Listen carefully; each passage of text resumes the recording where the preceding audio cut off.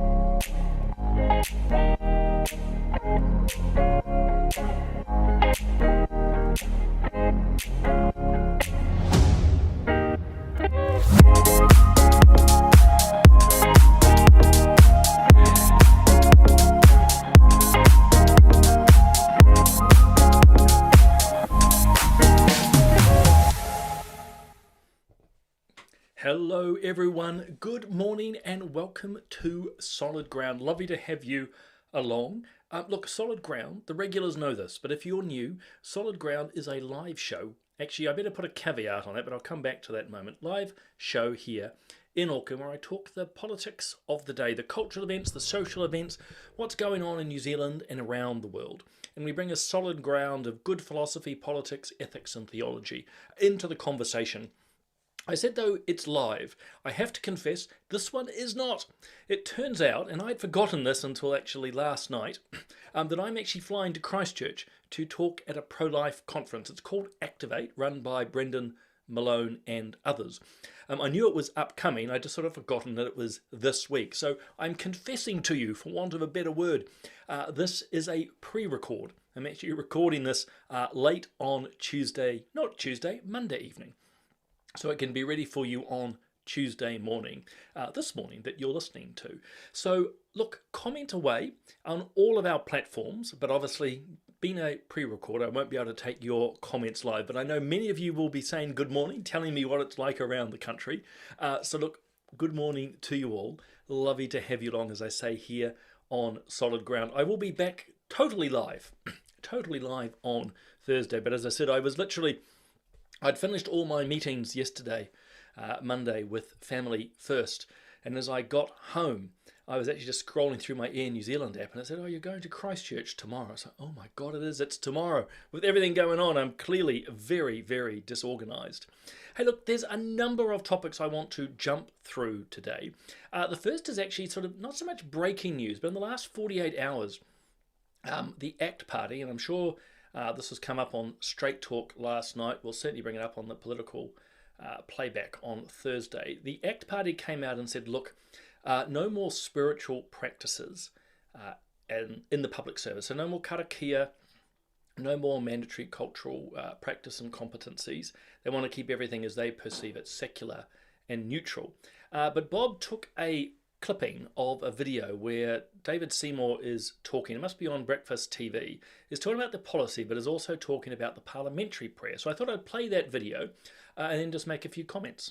I don't compel people to affirm something. If we said you have to do a Christian prayer at the start of every meeting, I know some people say, yeah, but Parliament does that. I mean, let's have that debate. But I don't think that you should be compelled into a belief system. You shouldn't be compelled to affirm something you don't believe. There's just too much of it, and it excludes talent. It means people don't get jobs that they'd otherwise get because they can't show that they have the right beliefs. So an interesting set of points there, and I don't intend to go into this too deep, nor do I want to get overly political or saying whether this is good or not. I think it's interesting though, and I think, to a degree, ACT is right. No one wants to be compelled to actually think, pray and speak in a certain way.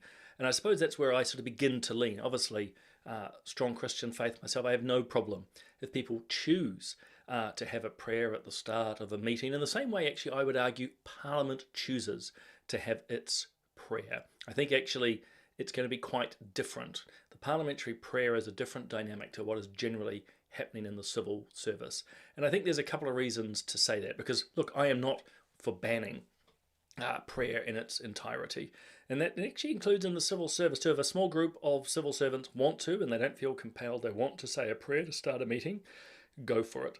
But I think what we're seeing at the moment, if the reports are correct, is actually quite a compulsion. And I don't know ACT inside out, but I think they're trying to push against that compulsion where actually it's becoming ubiquitous across just about every government agency and also taking up a lot of time. And again, you may all have different views on this. But on the parliamentary prayer side of things, firstly, Parliament's prayer to me is more of a poem. They took Jesus Christ out of the prayer a good few years back. I think that was Trevor Mallard. So now really there is no God, gods or anyone invoked whatsoever. So in some sort of ways it is a prayer, but it's not. I think secondly, Parliament has chosen, probably by majority, but Parliament chooses to have the prayer. And I think that's perhaps, if you're trying to think why is it the Parliament can have a prayer and the civil service should not. The latter probably is more of a compulsion. There are literally tens of thousands of people who work in the civil service with an array of views. And in many ways, unless there's somehow, a referendum or a survey of all of those civil servants, it gets a little bit difficult. I think secondly, the parliamentary prayer is literally seconds, and if some of the reports are to be believed coming out of the public service, various karakia prayers, waiata, can take quite a big chunk of time, all on your taxpayer dime. I think another important point to consider, we know what the parliamentary prayer says. And I have to say myself, and I learnt Māori at university, so I'm not particularly fluent at it anymore. I've got quite rusty. But I know enough that when I am in a setting where all of a sudden a karakia is it really intoned or said, I can work out if they're actually invoking Jesus Christ, or often now they're actually invoking pagan gods. And as a Christian, that is not tolerable to me. I will not pray to other gods. There is only one. And again, the parliamentary prayer, one doesn't invoke any particular deity, but it's also a known quality, which in the public service, it's not. So I think those are just some things to bear in mind. As I say, I'm not here to wave a flag for the ACT Party. In fact, I'm not here to wave a flag for any political party, but I've seen the chatter building where people are saying, well, actually, if you're going to stop the likes of karakia in the public service, well, must prayer karakia be shut down everywhere? I think the long and the short, from my point of view, is no, you don't have to. I think there are different perspectives, if you will, or different ways to think about it. As I say, Parliament is choosing this. It's not a compulsion. People know what is being said. Bear in mind too, Parliament for decades and decades has been doing this as very much as part of the tradition. In a way, it is not for the public service. So anyway, there's going to be a big political debate into the future, but I thought I would just share that. Sticking with New Zealand, I'm bouncing around a whole lot of topics. I want to touch on education briefly because the new curriculum is out, or curricula, in a number of areas. I thought there are some very good things that are coming through. One of them is actually that the Holocaust is now going to be part of the New Zealand curriculum. Our young people will learn about, well, what they would call the Shoah or the Holocaust. For those who know history, the Holocaust, obviously what happened to the Jews by the Nazis in World War II, this is a unique situation. I don't know about yourselves, but there is a push by some, and certainly the pro-Hamas crowd, to universalize not only the word Holocaust, but genocide, but to try and apply it to a whole array of experiences. I think any of us who appreciate the history of the Holocaust, to those 6 million Jews, understand it as a very singular, unique event that has not had before or since an equivalent. Of course, there are terrible events that have happened since then, but the Holocaust is quite unique, tragically, horribly unique. And I think it's really important our young people learn that. In fact, I'm concerned at times where some surveys are coming out that it was about half of our young people, be it here or certainly young people overseas, have no idea, which is, to be honest, appalling. Not only, again, the gravity, the size of what happened at the Holocaust, but also it was only a few decades ago. So I think this is a really positive step. I did laugh, though. This is one of the professors who got very upset. They're going to drop climate change from the curriculum, which I actually think is a great idea. Why on earth would you be teaching a contested, politically and ideologically driven view of climate change? And look, there'll be different ones of you here with different views, from those who think it's a catastrophic, we're all about to burn, through to people who are completely skeptical. That's perfectly fine. As I say, it's a contested, it's a debatable space. That does not need to be taught to children. It doesn't need to be taught, because what we need to teach them is how we live in our environment. How do we actually develop the skills? And not that you're going to be teaching, a 6-year-old engineering, but actually beginning to provide young people with the tools to actually understand the world around them and how to make improvement. And then as they grow older, as they make their own minds up around whether there's climate change or not, or whether we can adapt or not, they'll have the tools. But what this professor and others in support of, no, we must teach climate change, is one, they want to push a political ideology onto children, and they also want to instill fear, I would suggest, into the young ones.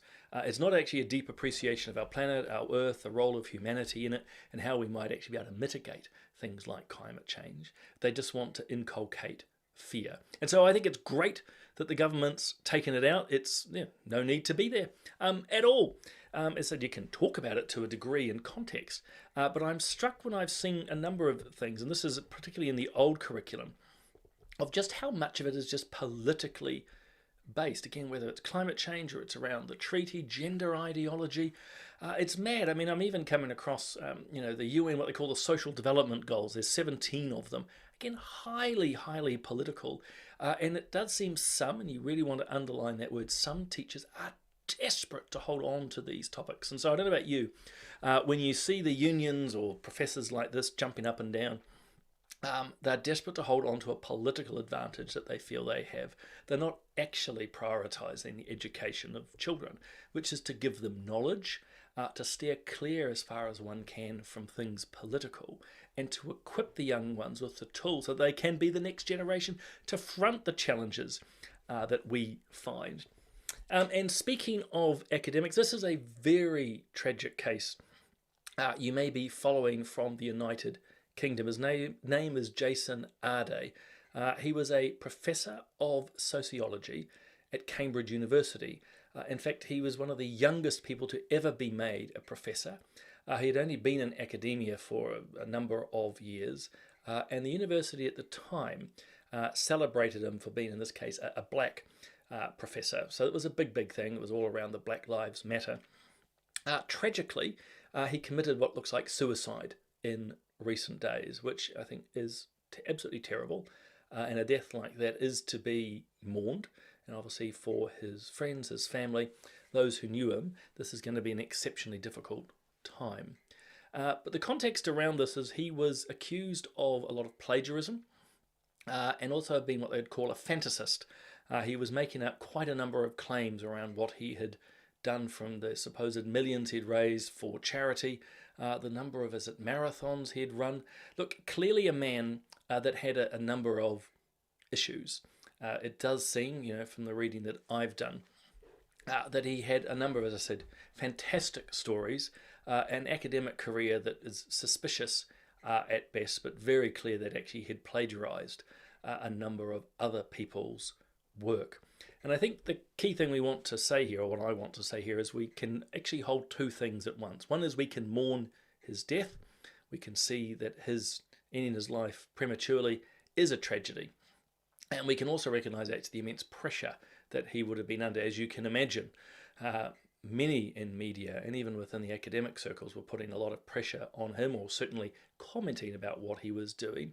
And because he was such a fantasist, there was a whole pile of memes developing. And I'm sure if he was on X or Blue Sky, wherever, he would have been seeing this. So that's, again, tragic. But what we are seeing from some of the mainstream media, the BBC, certainly far left groups and left compromised academic figures, are all saying that actually this is everybody's fault for critiquing him. No one should have been critiquing him, his plagiarism, his fantastic stories. In fact, anyone who's critiquing him is a racist. And this is the second thing which can be held, which is you can still be held to account. So yes, we can mourn his death.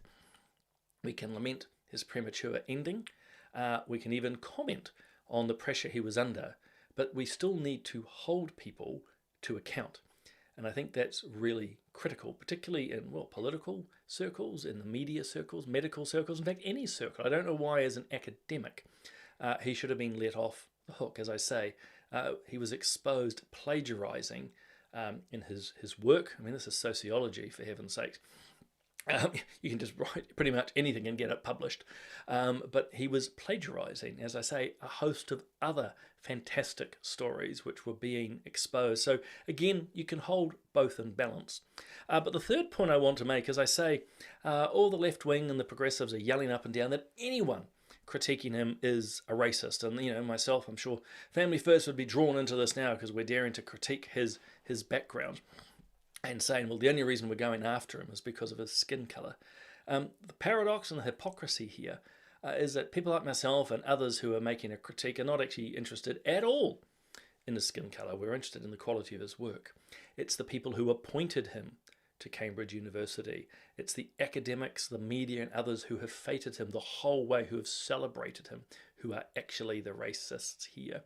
They appointed him well beyond what looks like his capabilities. They put him on a pedestal. As I said, Cambridge University celebrated him being one of the youngest and certainly one of the black academics who had been promoted.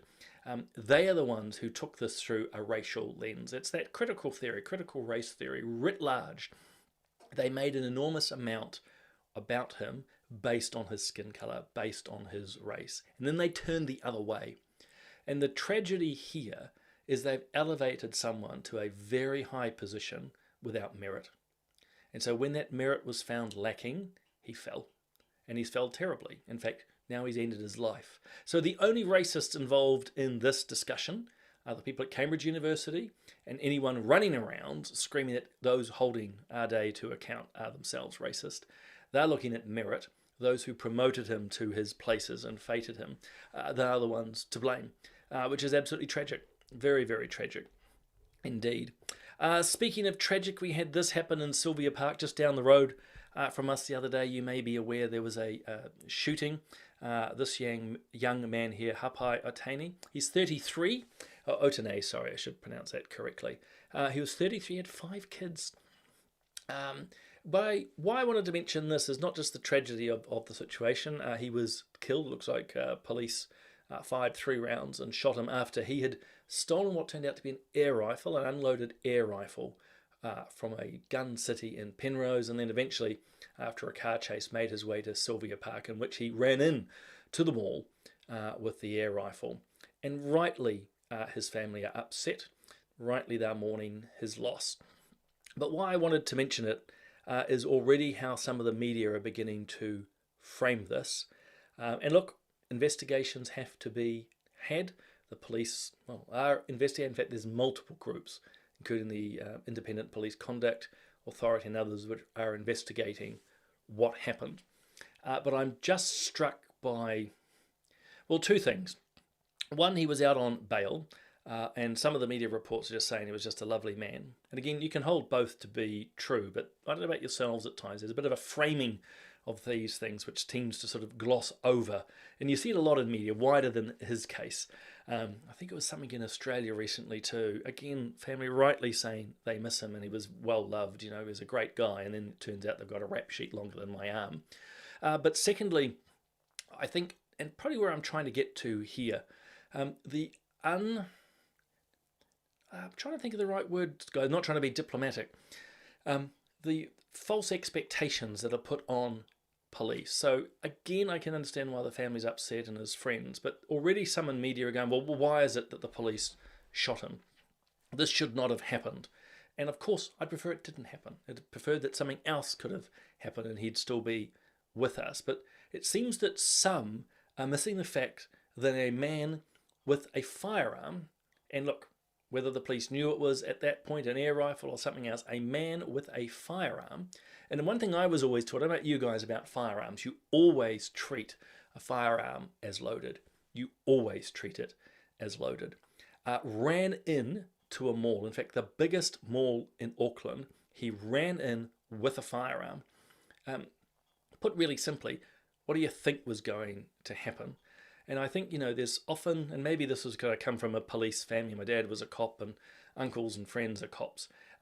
These guys are having to work in a split second. And I really want to underline, we have to wait for the full investigations. We don't know exactly what went on until, of course, all the video footage is reviewed, the police officers are talked to and so on. But again, I just noticed in that first 48 hours of framing in some of the mainstream media to sort of, put him on a pedestal and question, why on earth would police do what they did? They shouldn't have shot him. I don't think these reporters, journalists and commentators have any idea of the pressure the likes of police are under, and I would say triply so when a man with a firearm is running into a mall full of people. So just sort of wanted to put that out there. I just think it's really important that we touch on these things. Jumping back to overseas, this is Mangione. You might remember this guy walked up to a CEO of a health insurance company in New York and killed him. And just shot him in point blank range, I think in the head.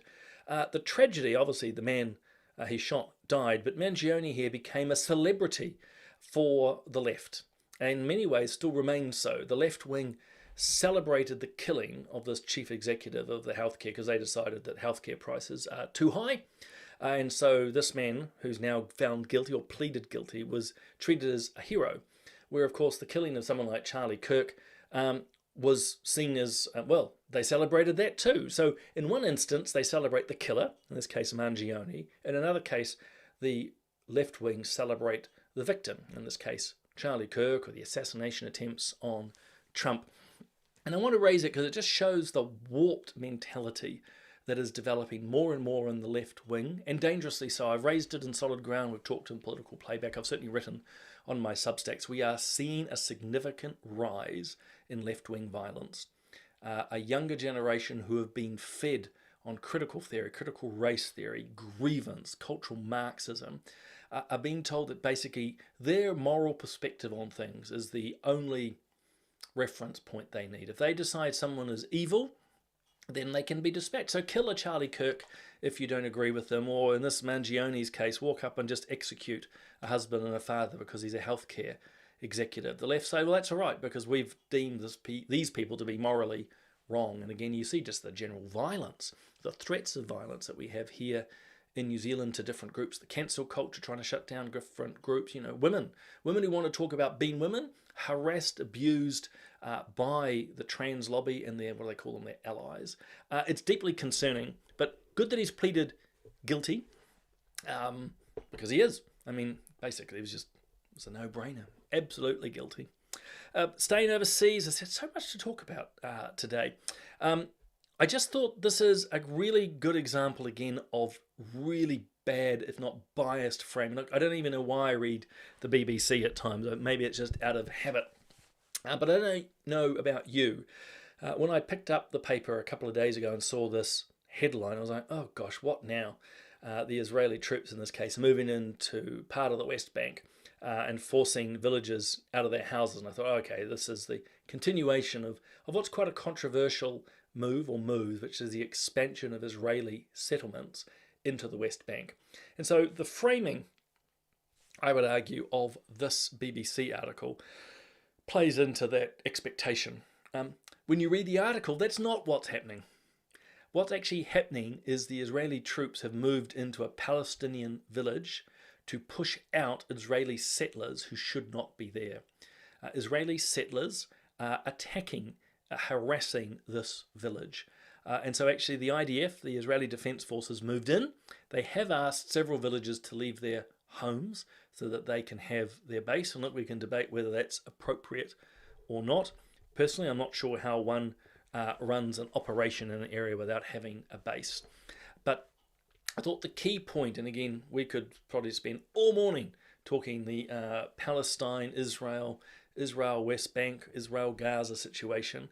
But the key point here is the mischievous or misleading framing of the story by the BBC. Because as I say, most of us, myself included, went, this is the IDF backing the settlers to take over more Palestinian villages, when in fact the opposite is true. So again, just beware the mischief. And speaking of mischief, before I begin to wrap up this morning, or in this pre-record on Monday night for Tuesday morning, the New Zealand Herald just can't help itself, folks. So late last week, and I shared it here on, I think, Thursday morning on Solid Ground, an article also in the Herald saying actually we're seeing a substantial increase of demand for parents to get their kids into faith-based schools. Now, that's no surprise. I think there are more people returning to faith or curious around, particularly why Christians live in the way they do. They want their kids to have a good value set. That was a good story. Actually, it was pretty good reporting for the Herald for a change. But lo and behold, the Herald on Monday morning couldn't cope with it and had to write this editorial. And look, it was behind a paywall, but it's all of what you would expect from a secular, perhaps even anti-Christian outfit. Because what it says, well, look, all these parents sending their kids to these Catholic and Christian schools, oh no, it's probably not about faith. It's probably about a sense of community or having sort of an agreed set of common values. It's laughable if it wasn't so ignorant. At the end of the day, of course, there will be people who have different motivations, but people send their kids to faith-based schools because the faith of the school is something they want their children based on. To try and rephrase somewhat cleverly there. Well, I think it's clever. But I just thought it was striking. The Herald decided to waste an entire editorial to undermine the notion of faith-based schools. Some might go charitably, well, it's up to the editors if they want to pass comment on this. But you do have to wonder, why are they motivated to do this? Is it trying to serve the community in any way? Is there something particularly scandalous here that the editors of the New Zealand Herald needed to expose? No. All it is a cheap shot to once again have a crack at Christians, because they'd never do this about any other faith schools. Not at all. They'd be there with bells on to celebrate. But no, Christian schools remain a target. And in this case, the editorial seeks to undermine the value of these schools. Now, it's not going to change these schools, not going to change their values or faith or the motivations of parents, but it tells you a lot about the likes of the New Zealand Herald. Guys, I'm going to start wrapping up there. Obviously, I had at the start, we've got the forum on the family. Please, only a few more weeks to go. Go on to forumonthefamily.nz. Go and check that out and sign up today. There's still some seats. We'd love to have you there. Look, there is no shortage of amazing guests, and we're also doing these panels. There's a media panel. There's a political panel. I'm hosting that one. We've got Samuel Bilton. He's hosting the counterculture team. You'll hear from the millennials and Gen Z, and I'm also hosting a medical panel. Look, there's just no shortage of stuff, guys, and do remember. Hello, Dr. Ben Carson here, and I am so much looking forward to being with you virtually in New Zealand to participate in Family First Forum on the Family. And congratulations on the 20th year of function. And hopefully there'll be many more. I look forward to seeing you September 2026. So Ben will be there virtually. I better just stress that. He can't be there in person. We have a host of other amazing guests. Final reminder, of course, Bob is continually prolifically to write on his Mick blog. My one's slightly out of date. I published a new one yesterday called Rinse, Repeat and Revolt. It's my somewhat in-depth review of what happened to the National Party, the rolling of Luxon, why was Chris Penk pushed out, and predictions, if you will, for the future. So guys, I'm going to leave it there. I hope you've had, well, I hope it was a great morning. As I say, I'm sorry this is not live. As this is going out, I'm actually on a plane flying to Christchurch. As I say, I'm talking to the Activate conference. It's a pro-life conference. Wonderful to be down there. I'll report back on that live on Thursday. I will be back here in Auckland. But in the meantime, you have a wonderful Tuesday. Thanks for being part of Solid Ground.